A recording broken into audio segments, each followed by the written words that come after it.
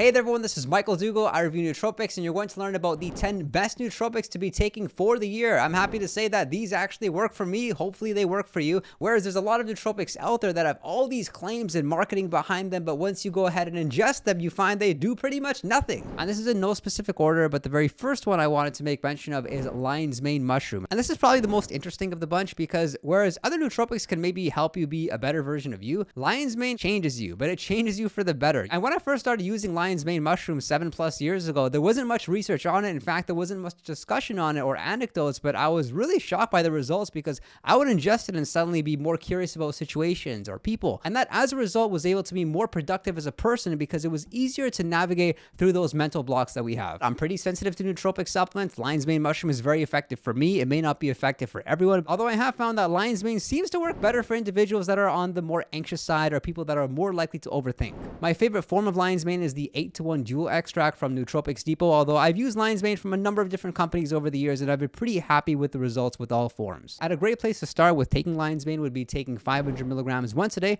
and then considering increasing the serving size to twice a day. It doesn't matter whether or not you take it with the meal or in a fasted state. There is some potential discussion around lion's mane decreasing libido, but that's for a very small percentage of people. I wouldn't be too concerned about it, but fortunately I've done a thorough comprehensive review of lion's mane mushroom in this video over here. And the second best nootropic for the year would be L-tyrosine, which is an amino acid, and using it in supplemental form would lead to you having more focus, more energy, more motivation. And hey, you may already be consuming L-tyrosine because of the fact that it's in pretty much all pre-workout products out there or respected pre-workout supplements out there, because of the fact that L-tyrosine, especially in combination with caffeine, can lead to you having better workouts, helping you burn more fat and build more muscle. And what L-tyrosine does is increase levels of dopamine in the brain, dopamine being a very important neurotransmitter when it comes to focus, reward-seeking behavior, and execution. It definitely has side effects though. Anxiety, headaches, those are also common. I found that I'm less likely to experience the headaches if I take L-tyrosine in a capsule form versus the powder form. You'll typically find the capsules in the serving size of 500 milligrams to 750 milligrams. If you're using it for pre-workout purposes, you can get away with a bit more L-tyrosine, something like 1 to 1.5 grams. But if you're using L-tyrosine for productivity, then a serving size of 750 milligrams would be good. One of my favorite conditions in which I would use L-tyrosine is when it's the end of the day, I still have more work to do, but I don't have energy. Instead of getting something like caffeine where it's likely to disrupt my sleep, I would rather take L-tyrosine and then I can go ahead, finish my work and not be worried about my sleep there afterwards. The third best nootropic to consider would be ashwagandha, which most individuals are pretty familiar with, as ashwagandha is probably the most popular supplement that's designed to fight off stress and fight anxiety specifically. And I think at this point that most people are aware that ashwagandha has side effects like demotivation, like apathy, but provided that you're using ashwagandha strategically, which maybe means a different dosage protocol than other people are taking, or a specific ashwagandha extract that maybe isn't so sedating compared to others, I find it to be one of the best nootropics and probably safest nootropics at maintaining a positive outlook. And I like the way it works. Like ashwagandha, it doesn't hit you immediately, or for most people it doesn't, but if you use ashwagandha once or twice a day, after about a week's time, you'll generally wake up a bit more happier. You'll find that things won't stress you as much as they typically would. And a great place to start is similar to the way in which you would use lion's mane, 500 milligrams, ideally maybe sometime in the first half of the day, followed by another serving. Ashwagandha has a pretty long half-life, so ideally you want to separate the servings by about 8 hours or so. The fourth nootropic supplement we're going to go over would actually be two nootropics combined in one, and that would be probably the most popular combination in nootropic history so far, and that would be caffeine and L-theanine. Because caffeine, what it does is it's going to give you the physical energy boost, it's going to give you the motivation, the focus, but caffeine is also associated with side effects such as anxiety, jitters, uneasiness, and that's where L-theanine comes along, because if you use L-theanine along with caffeine, what happens is it actually calms down the whole caffeine experience, so you can get the energetic boost, you can get the boost in focus, and also be somewhat calm at the same time. L-theanine has really good research behind it, backing its effectiveness with anxiety, with stress, and every year there seems to be more positive research about L-theanine without many side effects associated with it. And I like the fact that L-theanine is naturally occurring. It's typically found in green tea, although it's been said that you would need to drink over a handful of cups of green tea in order for you to get the same amount of L-theanine you would get from a simple 200 milligram capsule. And you'll typically find caffeine and L-theanine in a combination of 1 caffeine to 2 L-theanine, so 100 milligrams of caffeine along with 200 milligrams of L-theanine, and you can start off by taking that once a day. You can even consider taking it pre-workout. You should get some sort of energy boost. Although me, and this is just personal preference, I avoid using L-theanine before working out because again, it does calm you down, and I'd rather get as wired as possible before working out, even if it does cost me in productivity. It's not a perfect supplement. It definitely does have its negatives, some of them being that it's very inconsistent. Like sometimes you'll use caffeine and L-theanine, things and you'll feel great. Whereas sometimes you'd use caffeine and L-theanine and you won't have that same experience. Nootropic number 5 is Tongkat Ali, which individuals would actually use to increase their testosterone levels. Tongkat Ali is probably one of the most popular and most effective nootropic supplements at increasing levels of testosterone. And my experience with Tongkat Ali has been pretty positive because I've yet to find anything really that effective when it comes to increased testosterone levels and increasing libido. And how that translates over to productivity is better recovery, better sleep, and more energy during the day. You'll find anecdotes of people saying like they feel sharper or their memory's better. And there's actually research which supports this, but most of the research points to the fact that Tongkat Ali is a great supplement for increasing your fat-free mass, meaning more muscle and less fat on your body, which is what most people want. And my favorite form of Tongkat Ali is the 2% urocomadone from Nootropics Depot. I'll typically have 200 milligrams with my largest meal of the day. And that's one caution around using Tongkat Ali as a supplement is make sure you're ingesting it with the meal, because if you take it in a fasted state, you will most likely feel awful. The 6th nootropic is Bacopa monnieri. I've been using Bacopa probably 8+ years at this point, and I'm happy to say that it is one of the most powerful nootropic supplements, if not the most powerful, at improving your memory. I find that I remember conversations better. I remember people's names. I'm also more likely to study something and end up retaining it in my memory bank long term. And when I first started using Bacopa monnieri, I was using it for the adaptogenic-like effects because it can really help you to tolerate stress. It can help you have a better capacity to hold more stress. And I would typically take it at 500 milligrams twice a day. I found that the short-term benefit with Bacopa monnieri is that following ingestion, you feel very calm. You feel very present. You feel very aware of your surroundings. It's kind of like a nice reset. And with respect to long-term, you'll find that if you use Bacopa monnieri on consecutive days, let's say you go a week straight of using Bacopa monnieri, then you should most likely see some of those improvements with your memory. And similar to Ashwagandha and to a lesser extent lion's mane, Bacopa monnieri's number one side effect that is reported is demotivation. So that's something, of course, to watch out for. The 7th nootropic supplement is Alpha-GPC,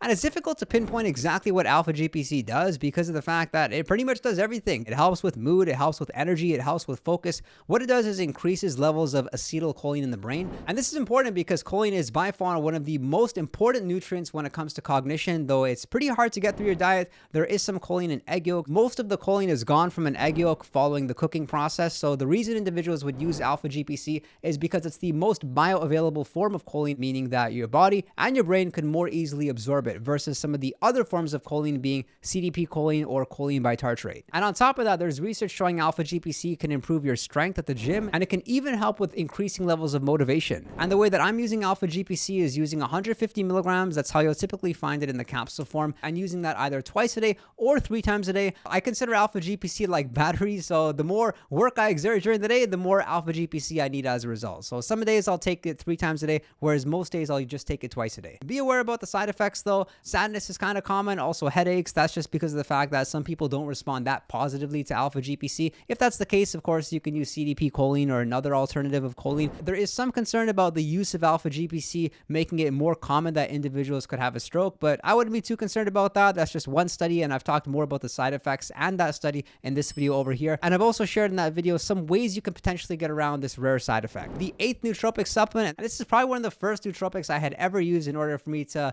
attempt to increase my intelligence, and that is Piracetam. So Piracetam has been used for quite a while, and this is not a naturally occurring product, so that's something to be mindful of. It's the fact that you're ingesting something, who knows what the long-term consequences are, but it's been around for probably 30+ years at this point, and it's been popular on the nootropic scene for at least a decade, and that's because of the fact that the use of Piracetam can help with increasing your energy levels, it can help with focus, it boosts motivation, and one of the neat benefits is that it also improves memory and helps with sleep at the same time. There's very few nootropics which can do all those things, but mind you, it is pretty subtle. And when I started using Piracetam, I didn't really think it was working or doing anything and thought that it was just a big waste. Although when I stopped using Piracetam, I noticed I wasn't as sharp on my feet, and I also couldn't remember things as well as when I was on Piracetam. And so I went through a number of cycles where I stopped using Piracetam and then I added it to my stack. And now I can say with certainty, for me anyway, that it helps me for the better. The one caution around Piracetam is to ensure you're using it along with the choline supplement, such as Alpha-GPC, and a great place to start with the use of Piracetam is taking 1 gram twice a day, along with 150 milligrams of choline each time you ingest it. The 9th nootropic supplement is Rhodiola rosea, which I've said in many videos I would rate 10 out of 10. My opinion on that has not changed whatsoever. I would describe Rhodiola rosea as the closest thing to a nap in a pill, because you'll ingest Rhodiola rosea, you feel like you've taken a nap, your appetite is suppressed, your focus is up, and Rhodiola rosea is naturally occurring. It's an adaptogenic nootropic, and if you were to ask me how it compares to Bacopa monnieri, and Ashwagandha. I would say that Rhodiola rosea is definitely better. For me, it's probably one of my favorite nootropics of this whole list. And that's because of the fact that I really can't believe how effective it is, considering that the side effects are so minimal. Like with Bacopa monnieri or Ashwagandha, you have the demotivation, whereas with Rhodiola rosea, the side effects are so minimal. Maybe you'll get slight headaches. I also don't typically like using Rhodiola rosea first thing in the morning, since there's really no need to. Sometimes if I were to use Rhodiola rosea in the morning pre-workout, I could feel kind of groggy or lightheaded during my workout. I don't really see any need to go over 500 milligrams in a serving. You'll find that you can most likely get away with even a smaller serving size, like 200 to 300 milligrams. So I'm typically using 500 milligrams twice a day, and I would never exceed that amount because there's just no need to. And nootropic number 10 is Tribulus terrestris, which is another natural testosterone booster, similar to Tongkat alley, but you'll find that while Tribulus terrestris may not be as effective when it comes to physical energy at the gym or when it comes to your body composition, you'll like the fact that with Tribulus terrestris, you feel more aggressive, you have more courage, you have a bit more self-confidence, and also there's not as many precautions around taking it. Like, it's very versatile. It doesn't matter whether or not you mix it. It also doesn't matter whether you take it in a fasted state or a fed state. I'm typically taking 1 gram first thing in the morning and then 1 gram before I sleep, but that's a high serving size. A great place to start off is by taking 750 milligrams once a day, and it doesn't matter again when during the day you take it. But some of the signs that it's working would be that you'll feel more confident during the day, and when you wake up you feel more recharged. It's just easier to get up. You're less likely to hit the snooze button. When it comes to the cognitive benefits that are associated with testosterone,